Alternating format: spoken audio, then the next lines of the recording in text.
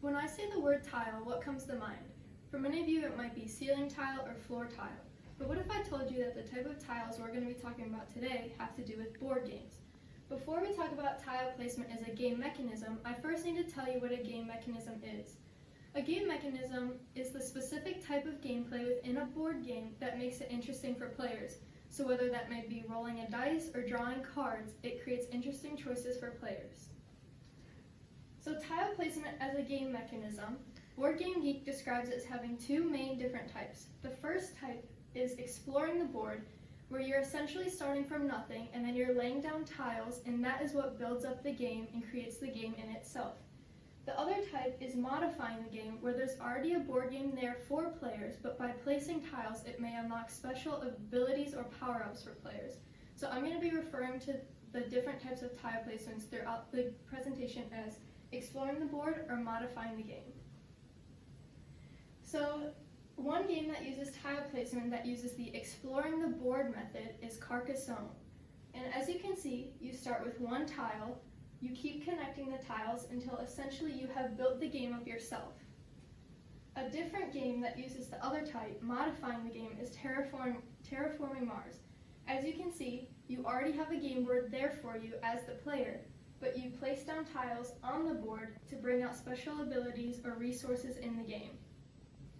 So talking more about Carcassonne and its interesting choices, Carcassonne is a 2 to 5 player game and you are building your own French landscape. There are different tiles you can place. There may be a city tile, a road tile, coaster, or a grassland tile. And there's one start tile and you want to connect cities to cities, roads to roads, etc. You can either choose to place your tile on your side of the board to increase your own French landscape, or you can place a tile elsewhere on the board to try to sabotage another player. So that right there is an interesting choice because you have to decide, do I want to better my own French landscape or try to sabotage someone else's?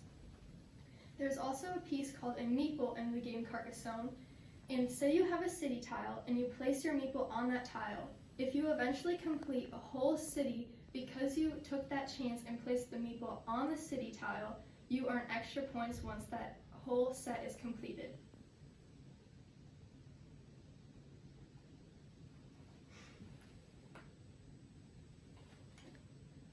So Carcassonne, the original game, was created in the year 2000. 9 years later, Carcassonne Wheel of Fortune was released, and it's an upgraded version of Carcassonne. In this game, there are 73 tiles instead of 62 in the original, and also there's a new larger start tile. So in the original Carcassonne, there's only one single tile that you started with. So there's really only 4 choices which side you want to place your first tile. In this new game, Carcassonne Wheel of Fortune, the start tile was a 4x4 square, giving you much more options as a player as to where to place your tile. Also, in the Wheel of Fortune game, there's a wheel. So within those 73 new tiles, there are 19 number tiles, and as a player, if you pull a number tile, you can have the chance to spin the wheel. However, you do not have to spin the wheel. You can instead give up one of your pieces. So that's another interesting choice. Do I spin the wheel or do I give up one of my pieces? So Carcassonne Wheel of Fortune just had a lot more interesting choices to offer than the original Carcassonne game. So as Carcassonne was a more exploring the board game, this game, Terraforming Mars, released in 2016, is the modifying the game type of tile placement game. So you are a corporation in the 2400s and your goal is to make Mars habitable. You do this by buying from over 200 cards, and that's an interesting choice to players because some cards are extra pricey and some are pretty cheap, and you have to decide what you want to spend your resources on. So once you finally obtain a resource, you keep track of these on the board, as you can see here. And the end goal is to raise all the global parameters until your corporation becomes the first to make Mars habitable. So in Terraforming Mars, there were the different type of tiles. There were city tiles, ocean tiles, and greenery tiles.